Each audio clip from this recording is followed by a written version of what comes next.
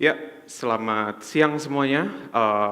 Saya Mario Oswin, top 3 of MasterChef Indonesia season 10, LCB graduate 2022, and also I'm a chef and content creator.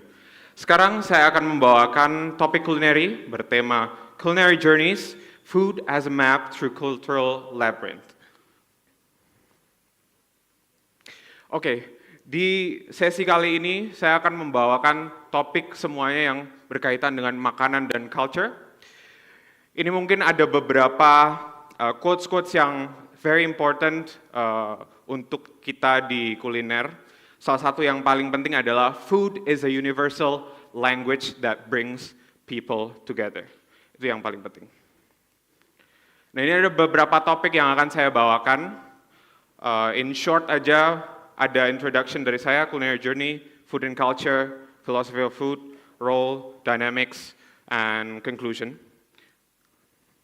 Oke, saya adalah seorang culinary prodigy, saya lebih sering dikenal sebagai kitchen prodigy, 21 years of age, saya lahir tahun 2003, Le Cordon Bleu graduate dari Paris tahun 2022, and I'm the top 3 of MasterChef Indonesia season 10 as the youngest contestant to ever reach top 3 in MasterChef Indonesia. And I'm also multilingual. I speak English, Indonesian, French, Spanish, and German.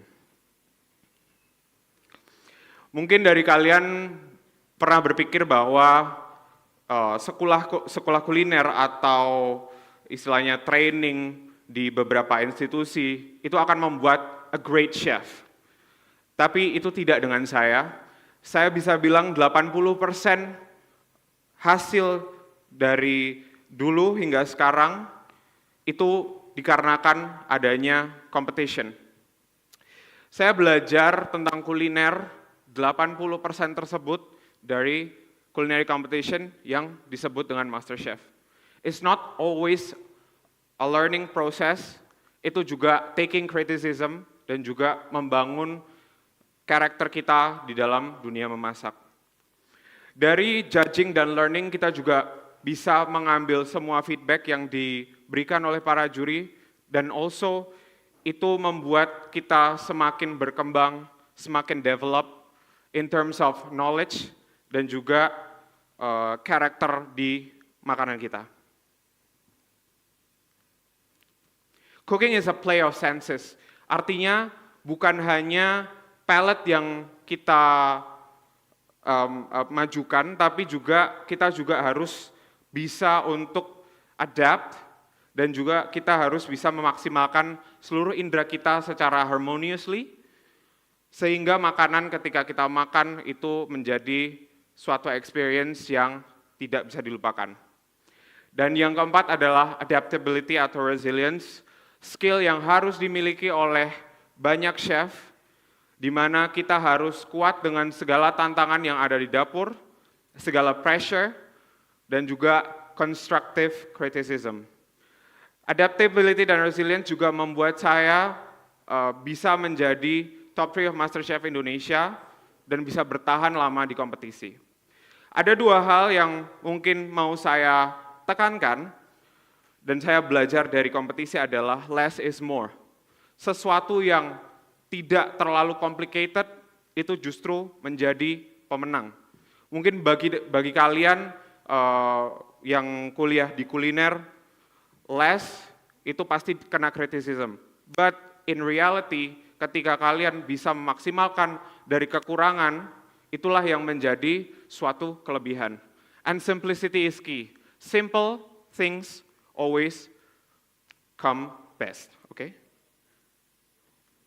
Nah, berkaitan dengan food and culture, karena memang tema kita hari ini adalah food and culture, food dan culture itu deeply intertwined, tidak bisa dipisahkan, saling berkaitan satu sama lain. Artinya, ketika kita berjumpa dengan satu makanan, pasti ada unsur story di belakangnya. Dan itu juga bisa kita kaitkan dengan asal dari makanan tersebut, dan juga keunikan dari makanan tersebut. Tradisi, ritual, migrasi, social connection, itulah semua yang membentuk suatu makanan dan suatu kultur yang solid. Nah, kita akan bahas sedikit tentang philosophy of food. Mengapa masakan Indonesia itu berbeda dengan masakan Barat? Begitu juga sebaliknya. Karena ini kita akan bandingkan masakan Indonesia dengan masakan Prancis di case ini.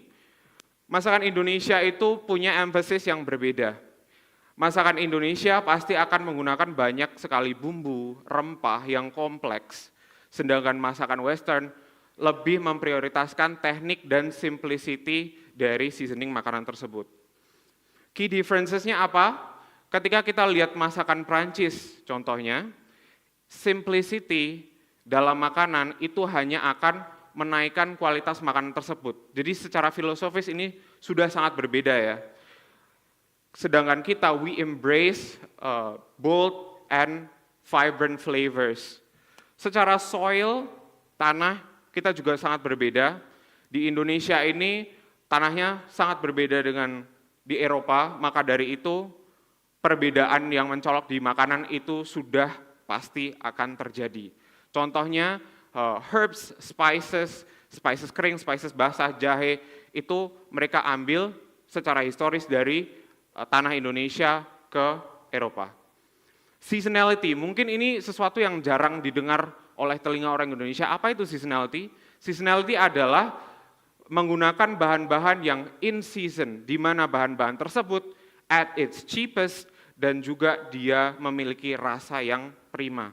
Makanya banyak restoran, Michelin star restaurant di Eropa itu mengoptimalkan yang namanya seasonality. Ya. Dan sustainability itu juga datang dari seasonality. Kita ambil contoh saja tomat ketika dijual di musim dingin harganya akan lebih mahal dibanding dengan tomat yang dijual dengan musim panas. Kenapa? Karena tomat yang dijual di musim panas itu within season dan itu pun ada banyak sekali ragamnya. Of course, ketika dia in season dia lebih manis, dia lebih merah dan dia lebih plump. Dan juga kita ambil contoh di sini ada food regulation, di sini ada AOP atau Appellation Origine Protégée, it's in French, and PDO, Protected Designation of Origin, it's in English. Ini adalah regulasi ketat di Eropa, di mana satu produk itu harus sesuai dengan originnya, harus sesuai dengan culture-nya. Kita ambil contoh aja di sini, misalnya ada mustard, itu ketika dia diproduksi di Dijon, namanya menjadi Dijon mustard. Begitu juga dengan produk-produk alkoholik seperti champagne. Champagne harus berlokasi di Champagne produksinya, seperti itu. Nah, regulasi inilah yang membuat mungkin industri kuliner Indonesia belum sestruktur ini, sestruktur industri kuliner di Eropa atau di negara-negara lain. Nah, saya mau bicara tentang aspects of food. Ini mungkin ada beberapa orang yang mengesampingkan hal ini karena food itu kita biasa makan ya makan aja. Ternyata ada sebanyak ini aspek yang perlu kita consider, di mana food itu bisa menjadi sesuatu yang full of experience ya. Nah ini based on my experience di MasterChef, juri-juri itu akan menilai based on these factors. Taste itu yang pertama. Taste ini bukan hanya asin, manis, pahit, asam, umami, tapi juga balance of flavor. Di mana balance itu ketika semua rasa yang ada di piring itu in harmony. Complexity, textures, level of difficulty. Kompleksitas, ketika masakan itu dibuat dengan kompleksitas yang tinggi, itu akan menambah nilai plusnya.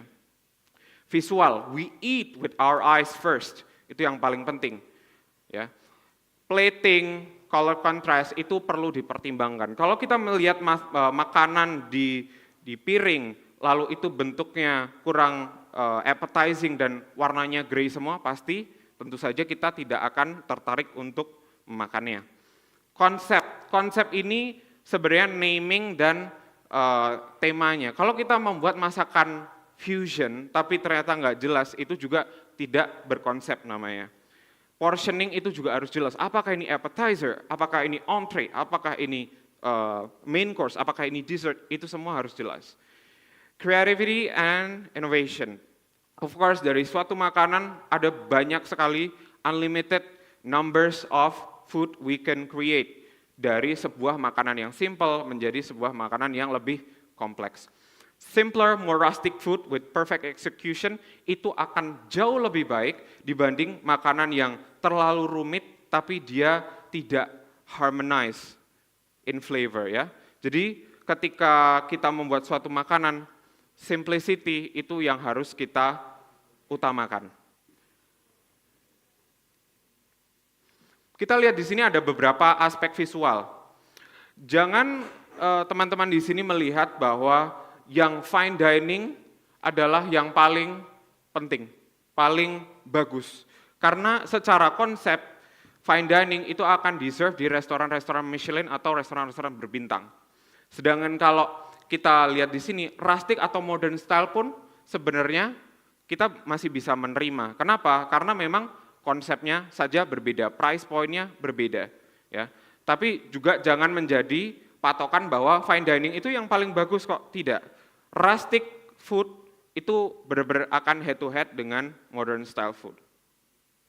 Nah ini contoh dari My Food Evolution. Dulu ketika saya sedang bersekolah di Le Cordon Bleu, ya ini tidak berkonsep sama sekali, menjadi sesuatu yang something vibrant, something appealing, something yang berkonsep dan something yang linear. Ya, sudah kelihatan konsepnya seperti apa, warnanya juga lebih jelas, pemilihan piring juga lebih jelas. Travel and inspiration, mungkin beberapa dari kalian tidak akan percaya bahwa semakin sering kita travel, semakin banyak inspirasi yang kita absorb. Dan menurut saya itu benar, ketika kita sering travel, inspirasi kita akan semakin banyak. Jadi ketika seorang chef lebih sering travel, akan banyak influence dalam makanannya. Dan kita juga perlu melihat bahwa ada food demography preference. Jadi food demography preference ini ketika kita ada di suatu tempat memiliki palate yang dominan lebih ke asin, gurih, atau manis. Culinary scene in the future, di masa depan kita akan melihat bahwa akan banyak sekali rintangan di dunia kuliner ini. Ya, contohnya sekarang ada banyak sekali sesuatu yang viral, ya goes back and forth, dan itu tidak akan sustain, ya karena yang namanya viral itu hanya akan beberapa saat saja. Part of F&B ini semua harus bekerja keras untuk mensinergikan dengan semua aspek F&B industri yang ada. Concepting a menu itu juga tidak mudah, bahwa di restoran kita bukan hanya take 1 or 2 days, tapi berbulan-bulan untuk membuat menu. Jadi kita harus melihat bahwa culinary scene in the future ini akan semakin ketat, semakin sulit karena memang persaingan semakin tinggi dan juga demand juga semakin bervariasi. Ini sedikit saya tampilkan saja brigade system di Prancis, mungkin ada beberapa kalian yang sudah mengerti di sini. Dari orang-orang kuliner, ada executive chef, sous chef station, dari chef de partie, mungkin di bawahnya ada commis, apprenti, expeditor, dan lain-lain. Itu semua bekerja sama secara satu sinergi, membuat satu industri F&B yang baik ya, dan organized. Pros-nya adalah efficiency and organization itu pasti dikontrol dengan baik, dan scalability-nya juga akan lebih bagus. Chef's role, ini kita akan mendebatkan sedikit tentang title chef. Mungkin secara pribadi saya, mau orang ada memanggil saya chef, mau orang memanggil saya by name, tidak ada masalah. Karena chef itu sebenarnya, in French artinya chief. Chief ini di dalam konteks brigade system tadi adalah refer to seseorang yang secara hierarki lebih tinggi. Artinya when I call you chef, artinya you are my chief. Kalau kita di konteks non-profesional, it's okay to call by name. Tapi ketika sudah masuk ke konteks yang namanya konteks profesional, yang namanya chef itu menurut saya akan menaikkan politeness. What makes a great chef? Great chef itu creativity, determination, leadership. Itu juga 3 hal penting selain cooking dan skill. It's making impact through food. Bukan hanya kita meng-create suatu makanan yang bisa mengimpress orang, tapi kita juga bisa inspire others through our food. And food is a personal legacy. Ketika kita meng-create suatu makanan di dalam industri kuliner, we have to make an impact di mana it connects people together. Ya, karena makanan itu punya banyak orang-orang punya banyak preferensi tentang makanan. Debate on chef. Banyak orang berpikir bahwa chef ini based on experience and leadership, professional training dan respect of the craft. Tapi makin ke sini kita akan melihat bahwa skill is over title. Jadi mau gimana pun ketika kita memiliki skill yang mumpuni, walaupun kita tidak punya experience di dapur sekian lama, menurut saya itu sah-sah saja ketika seseorang dipanggil chef. Chef ini bukan panggilan akademik seperti dokter. Ini bukan panggilan akademik yang bisa dibilang memiliki kekuatan hukum. Itu hanya sign of respect. Contohnya di sini ada Chef Thomas Keller dari The French Laundry di Napa Valley, California. Dia always bring his brigade together and call them chef. Jadi it's a sign of respect and it boosts their morale to work better, to collaborate better, and to cooperate better. In a working environment, it is very important, di mana kita saling bekerja sama sehingga hubungan kita juga dengan coworker itu harmonis dan kita bisa memproduce sesuatu yang lebih to satisfy our customers. The title chef carries weight, history, and responsibility. Being good, being adaptable, being creative, being disciplined is the part of being a chef. Final thought, whether you are a chef or a home cook who simply loves food, remember this, food isn't something that we eat, it's a language, it's a story, it's what connects all of us together, and it's part of the story. Thank you very much. I'm Mario Osvin from MasterChef Indonesia Season 10.